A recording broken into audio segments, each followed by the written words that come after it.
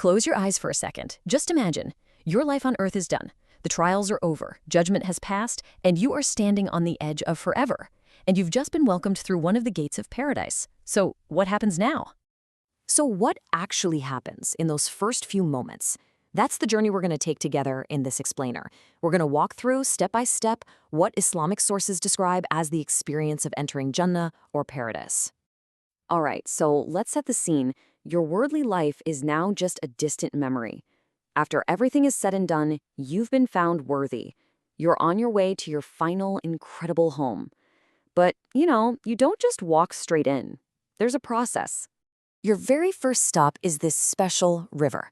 And here, you're literally washed clean of everything from the old world.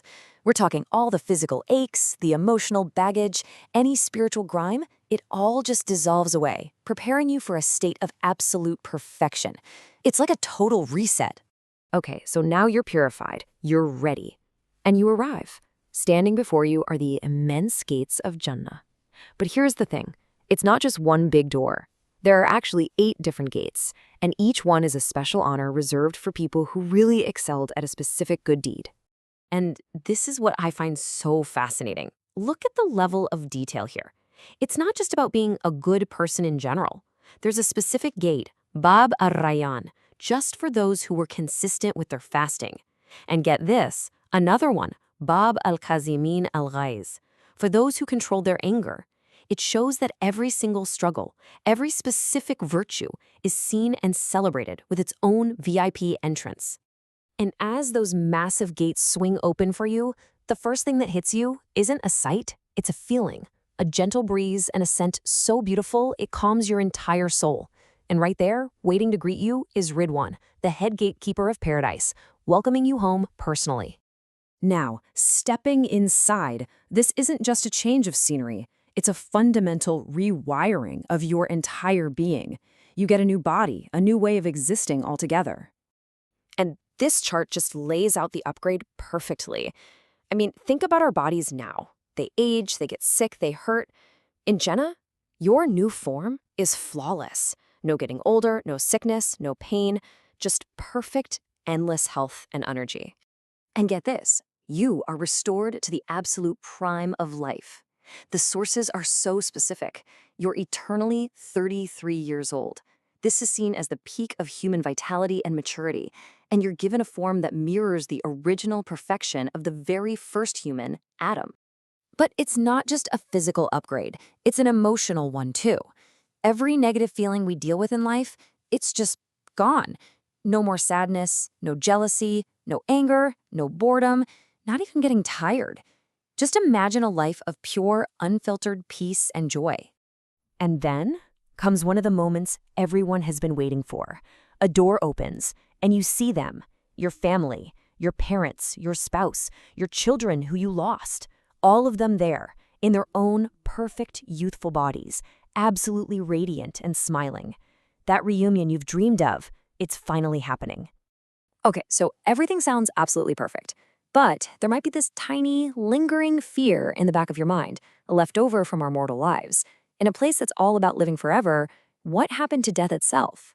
Well, to completely erase this fear once and for all, Islamic tradition describes this incredible symbolic event. Death itself is literally dragged out and given a physical form, the form of a ram. And it's placed right between paradise and hell, so everyone in both places can see what's about to happen. And right there, in front of everyone, the ram is slain. An announcement then rings out for all to hear. O people of Jannah, there is only eternity, no more death. That single act removes all fear, forever. It's the ultimate guarantee that you are truly eternally safe. So with that ultimate security locked in, you're now free to finally explore your new home.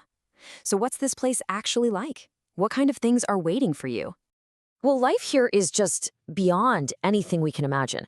Your home isn't just a house, it's a palace built from bricks of gold and silver with fragrant musk as the mortar.